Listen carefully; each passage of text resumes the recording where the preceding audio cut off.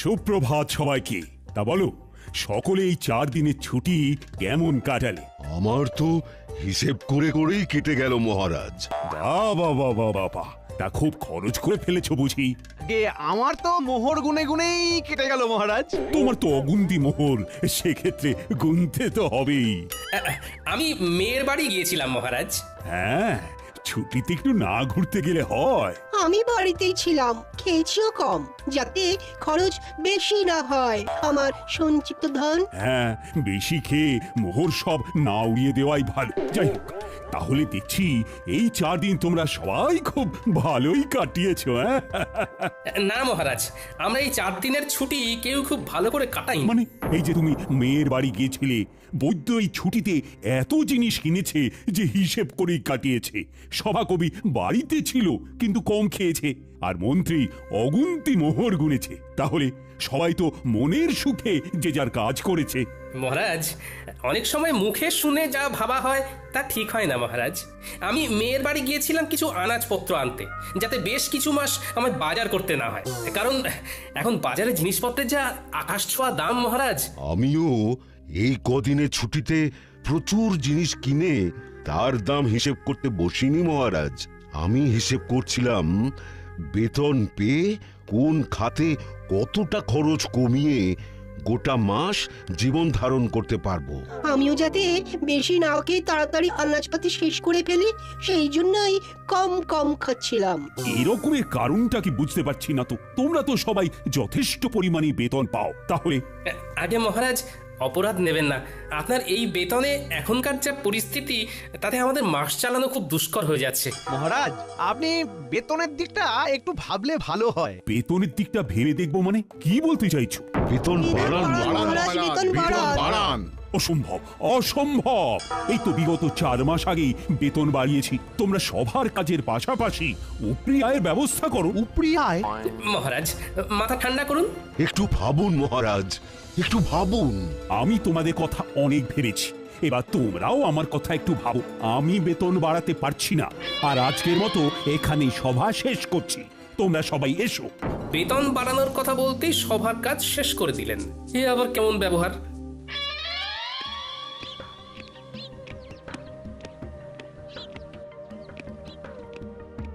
একি মহারাজ, আপনি এখন এই অসময়ে? হ্যাঁ, চলে এলাম আর কি। সবাই একটু গন্ডগোল হয়েছে। তারা বেতন বাড়াতে বলছে রানী। যা বেতন পাচ্ছে তাতে নাকি জিনিসপত্রের বাজারে যা আকাশ ছোঁয়া দাম, তাতে হচ্ছে না। আপনি কি বলেছেন শুনি? আমি বলে দিয়েছি বেতন বাড়ানো এখন অসম্ভব। আমি ওদেরকে বলেছি উপরি আয়ের ব্যবস্থা করতে। সে কথা শুনে সবাই কি বললেন? সবাই আকাশ থেকে পড়লো। একটা কাজ করুন না মহারাজ, আপনার পশ্চিম দিকের যে মাঠটা রয়েছে সেইখানেই ওদের জন্য কিছু ব্যবস্থা করে দিন না। তোমার কথাটা মাথায় থাকলো, তবে 2 দিন বাদে বলবো। আগে দেখি ওরা কে কি করে। বেশ। গিন্নি, ও গিন্নি। বলো। এ কি গো গিন্নি, তুমি শুয়ে আছো? শরীর খুব খারাপ নাকি? দেখি দেখি। হেমা, তোমার গা তো জ্বরে পুড়ে যাচ্ছে। কিছু খাওনি নাকি? আমি উঠতে পারছি না। আজকে রান্নাটা যে কি করে করব বুঝতে পারছি না গো। হ্যাঁ, রান্না নিয়ে কিছু ভেবো না, ও আমি করে নিচ্ছি। তুমি শুধু চুপটি করে শুয়ে থাকো দেখি। না, সে কি করে হয়? তোমার এসব রাধা বাড়া অভ্যেস নেই। আরে তোমারও কি জন্ম থেকেই স্বামীর সাথে ঘর করার অভ্যেস ছিল? হ্যাঁ, সেই তো আমার সাথে বিয়ের পরে অভ্যেসটা হয়েছে। আমার কথা আলাদা, আমি মেয়ে মানুষ। বারে বা, বেটা ছেলে বলে কি রান্নার অভ্যেস তাও আবার কদিনের জন্য হবে না? এইসব একদম বাজে কথা গিন্নি। তাও আমার খারাপ লাগবে। তুমি এখন থামো তো গিন্নি। শোনো, আমি এই কদিন রাঁধবো, আর তুমি শুধু গ্যাট হয়ে খাটের উপর বসে খাবে, বিশ্রাম নেবে। তুমি শুধু আমি রান্নাটা কেমন করি সেটা দেখো।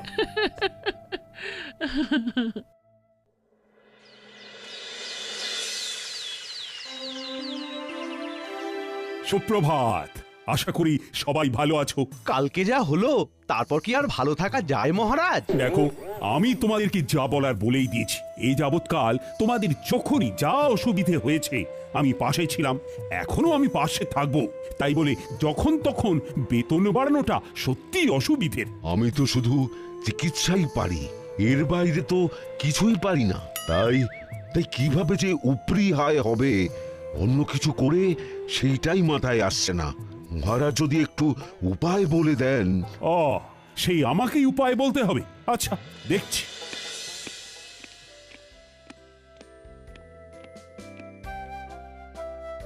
মহারাজ, বলছি কি, সুপ্রভাত রানীমা। সুপ্রভাত। আশা করি সকলে ভালো আছেন। ভালো নেই, খুব সমস্যায় আছি রানীমা। তা আজকে গোপাল আসেনি কেন? তাই তো, তালে গড়ে খেয়ালই নেই। আগে মহারাজ, আমি এসেছি। এ কি গোপাল, এত দেরি হলো যে? তোমার শরীর ঠিক আছে তো? আমার শরীর তো ঠিক আছে, কিন্তু কিন্তু আমার গিন্নির শরীর ভালো নেই। তাই ঘরের কিছু কাজ সামলে রান্না করে আসতে গিয়ে দেরি হয়ে গেল। এই রে, ও গোপাল, কটা শাড়ি আর চুড়ি এনে দেবো নাকি? গোপাল, তাহলে সুগৃহিণী দক্ষ রাধুনী হয়ে গেলে নাকি? হ্যাঁ, দরকার পড়লে যদি হই তাতে মন্দ কি বলুন? সকলে চুপ করুন, বরং আপনারা গোপালকে দেখে শিখুন। সে স্ত্রীর শরীর খারাপে নিজে এগিয়ে এসেছে, স্ত্রীর কষ্টটা বুঝেছে। ঠিকই তো, না কষ্ট বুঝলে হয়? এই বৈদ্যমশাই, আপনি আজই গোপালের বাড়ি গিয়ে ওনার স্ত্রীকে দেখে আসবেন। গোপাল, সত্যি তোমার তুলনা হয় না। থাক, অমন মেয়ে মানুষের কাজ করে আমার সুখ্যাতি পাওয়ার দরকার নেই।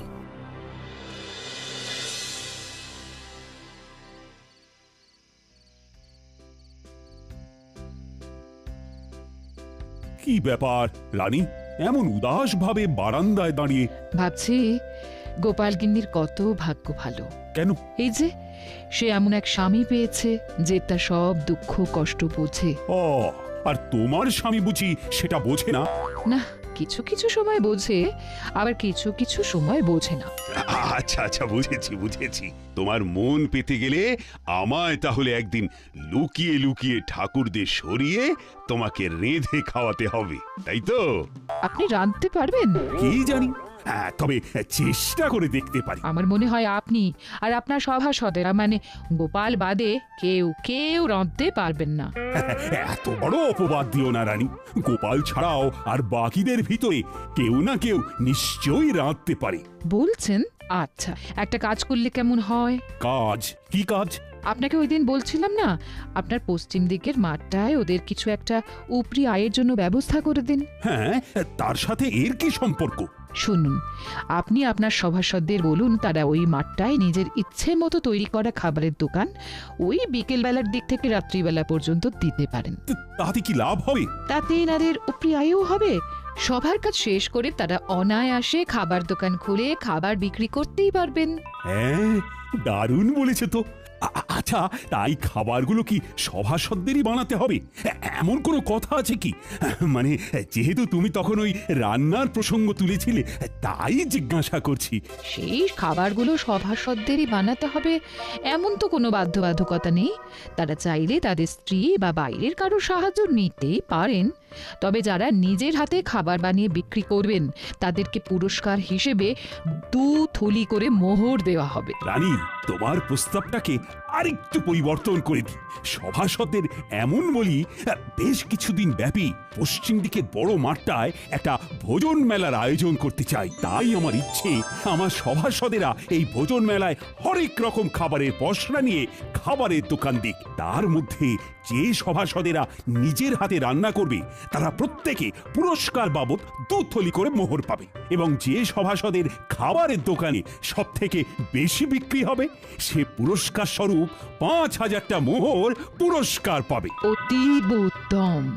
শুধু শুধু উপরি আয়ের জন্য ওনারা সবাই খাবারের দোকান খুলতে রাজি নাও হতে পারেন, তার থেকে পুরস্কারের কথা বলে মেলায় খাবারের দোকান খোলার প্রস্তাব দেওয়াটা একদম উপযুক্ত। আপনি কালকেই ঘোষণা করে দিন মহারাজ। ভাবছি আমিও যদি দোকান দিই তাহলে আমাকে পুরস্কার দেবে বলো তো রানী? তা আমি কি জানি।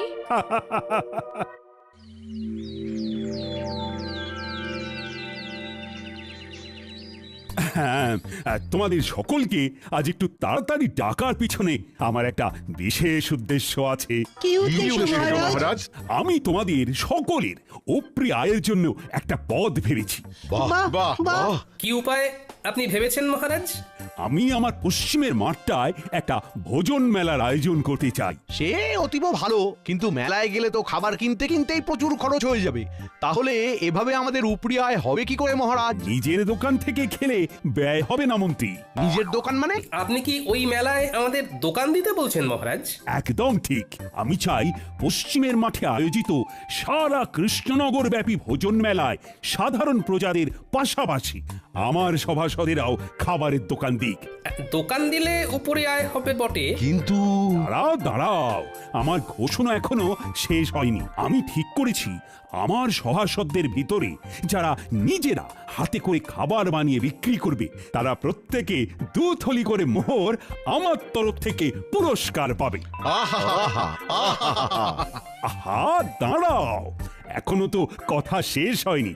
আর যে সভাসদদের দোকানে সব থেকে বেশি বিক্রি হবে সে আমার তরফ থেকে পুরস্কার বাবদ 5000 মোহর পাবে। তার মানে খাবার বেশি বিক্রি করতে পারলে 5000 মোহর পুরস্কার, আর নিজের হাতে খাবার বানাতে পারলে 2 থলি মোহর পুরস্কার। আবার নিজে খাবার না বানাতে পারলেও অন্য কারুর সাহায্য নিয়ে উপরি আয়ের জন্য দোকান দেওয়া যাবে, তাই তো মহারাজ? একদম। এই মেলা প্রায় মাসখানেক চলবে। তাহলে তোমরা কি ভাবছো?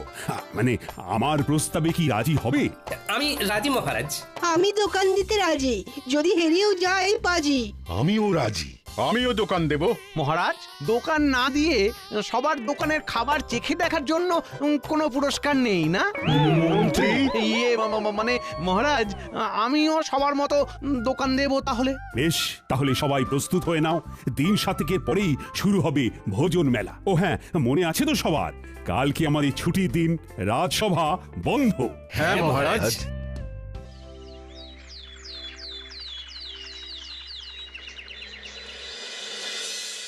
গিন্নি, ও গিন্নি, আরে ও গিন্নি, শোনো না। হ্যাঁ, তাহলে তাহলে তুমি বলছো আমি বেশ ভালো করেই জিলিপি, অমৃতি, গজা এসব বানাতে পারবো না? হ্যাঁ, খুব খুব ভালো করে পারবে।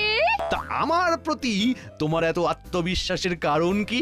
আরে বাবা, জিলিপি অমৃতি বানাতে গেলে শুধু ময়দার মিশ্রণটা এই টকবকে গরম তেলের ভিতরে ভালো করে প্যাঁচ দিয়ে গোল গোল আকৃতি করে পাক দিলেই তৈরি হয়ে যায়। আর এই প্যাঁচ দেওয়ার ব্যাপারে কৃষ্ণনগরে তোমার মতো পারদর্শী আর কেউ আছে বলে তো আমার মনে হয় না। ঠিক বলেছো। তোমারও যা প্যাঁচালো মন, সেই মনের প্যাঁচের মতো আমায়ও যা সুন্দর করে তুমি জিলিপি অমৃতি বানাতে শেখাবে, আহা আহা, তারপর আমার পূর্ব অভিজ্ঞতা তো আছেই। যাকে যাক, এই চলো শুরু করে, চলো চলো।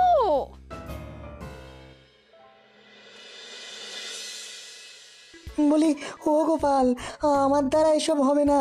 আমি আগে কখনো রান্না করিনি। হবে না মানে? সব হবে। তুমি নিজে না একজন বিজ্ঞানী, তুমি এরকম করলে হবে? চেষ্টা করলে সব হয় বন্ধু। আগে গোল গোল লুচি বানাতে শিখতে হবে, তারপর আলুর দম। গিন্নির থেকে সব জেনে এসেছি। এর থেকে সূত্র বা কোনো যন্ত্র আবিষ্কার করা অনেক সহজ। মেলা বেলা হয়ে যাচ্ছে বন্ধু। ইস, এরকম যদি কোনো যন্ত্র থাকতো যার দ্বারা আপনা আপনি খাবার হয়ে যেত। আগে লুচি আলুর দমটা শেখো, তারপর তুমি ওরকম যন্ত্র আবিষ্কার করো, কেমন? না, মানে কোনো ইয়ে টিয়ে নয়, চুপচাপ কাজে নামো। তুমি তো জানোই আমি ছড়ার পাত্র নই।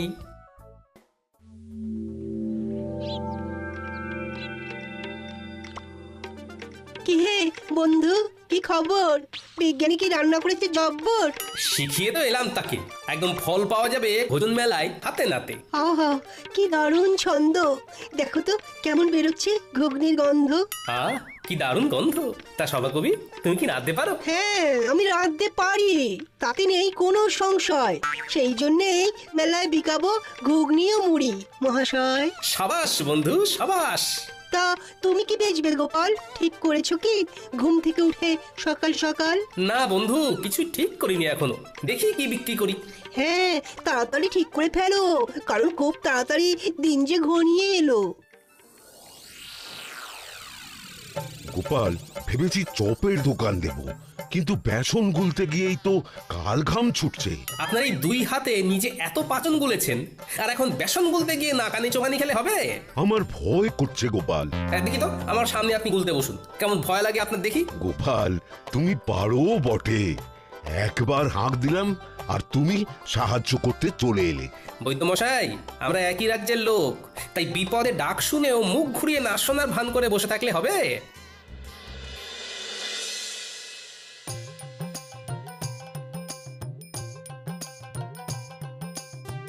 হ্যাঁ গো, এলে? হ্যাঁ হ্যাঁ, মোটামুটি সবার বাড়ি একবার করে ঢু দিয়ে এলাম, বুঝলে গিন্নি। দেখলাম মোটামুটি সবাই একদম জোর কদমে রান্নার প্রস্তুতি নিচ্ছে। তা তুমি কি বানাবে কিছু ঠিক করলে? এমনিতে বাড়ির রান্না তো বেশ ভালোই করছো। সেটাই তো এখনো ঠিক করে উঠতে পারিনি। সবাই মোটামুটি সেই গতে ধরা রান্নাই করছে। আমায় একটু অন্যরকম কিছু ভাবতে হবে। দাদু, ও দিদা, এক ঘটি জল দাও না। ঝাল কি ঝাল!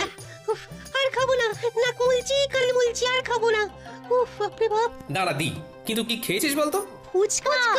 আমার বাবা শহরে গিয়েছিল, তাই ফেরার পথে ওখান থেকে এনেছিল ঝাল ঝাল ফুচকা। জানো তো দাদু, এখানকার কেউই ফুচকার তেমন নাম শোনেনি। গিন্নি, ও গিন্নি, ফুচকার দোকান দিলে কেমন হয়? খুবই ভালো হয়। সেইবারে খুকির বাড়িতে গিয়ে খেলাম, শহর থেকে জামাই এনেছিল, অসাধারণ। কিন্তু তুমি কিভাবে বানাই শিখবে কি করে? এখনো হাতে 4-5 দিন সময় আছে গিন্নি। শহরে গিয়ে শিখে আসবো কালকে, তারপর ভোজন মেলায় ফুচকা বিক্রি করব। আহা, শুধু খাবারের মেলায় কেন, গোটা কৃষ্ণনগরে তুমি বিক্রি করবে। এখানকার কেউ জানেই না ওই ফুচকার নাম। ভালো লাগলে না, এই প্রচুর প্রচুর বিক্রি হবে। তা ঠিক। আর মহারাজ এটাও বলেননি যে খাবার শুধু ভোজন মেলাতেই বিক্রি করতে হবে। আমি কিছুক্ষণ দোকানে থেকে ফুচকা তৈরি করে ঠেলা গাড়ি নিয়ে ফুচকা বিকোতে বেরিয়ে যাব। তারপর তুমি আর ন্যাপলা পুঁটি গুলটে দোকান সামলাবে। দাদু, তুমি চিন্তা করো না, আমরা সব সামলে দেব। দারুণ দারুণ জিনিস খাওয়ালে গোপাল, অপূর্ব স্বাদ। পুরটা খাসাও মেখেছো গোপাল। শুভেচ্ছা বন্ধু, একদম অন্য ধরনের জিনিস খাওয়ানোর জন্য। আর অসংখ্য ধন্যবাদ আমাকে লুচি আলুর দম শিখিয়ে দেওয়ার জন্য। আরে ধুর, কি যে বলো। তা বিক্রি কেমন হচ্ছে? আমার দোকানেও মন্দ নয়। আমার দোকানেও তোমার কল্যাণে বেশ ভালোই বিক্রি হচ্ছে। বাহ, শুনে ভালো লাগলো। হ্যাঁ গো, আর দেরি করো না, দেরি করো না, ফুচকার ঠেলাটা নিয়ে গুলটিকে সঙ্গে করে নিয়ে রওনা দাও, আমরা দোকান সামলে নিচ্ছি। হ্যাঁ, ঠিক বলেছো গিন্নি। এই গুলটে, চল চল চল। ফুচকা নেবে গো, ফুচকা, ফুচকা নেবে গো, ফুচকা। ভোজন মেলায় গোপালের বিখ্যাত ফুচকা। এক মোহরে 7টা, খেয়ে যাও খেয়ে যাও, এক মোহরে 7টা। ফুচকা নেবে গো। ফুচকাটা আবার কি? হ্যাঁ হ্যাঁ, আমি বুঝেছি বুঝেছি, ফুচকা কি, তাও আবার খাবারের মেলায় গোপালের বিখ্যাত ফুচকা। চল চল চল, খেয়ে দেখবি, চল, বাকি দুটো ডাক। একটু ভালো খেতে, ভালো খেতে, আরো দিন আমায় ফুচকা দিন। দাদু, মন বলছে এই এক ঠেলা গাড়ি ফুচকা না নিমেষেই শেষ হয়ে যাবে। দেখে নিও দাদু, তুমি হবে সেরা বিক্রেতা। দূর পাগলা, সেরা বিক্রেতা না, সর্বোচ্চ বিক্রেতা। দুটো একসাথে বললেও কিন্তু মন্দ লাগবে না।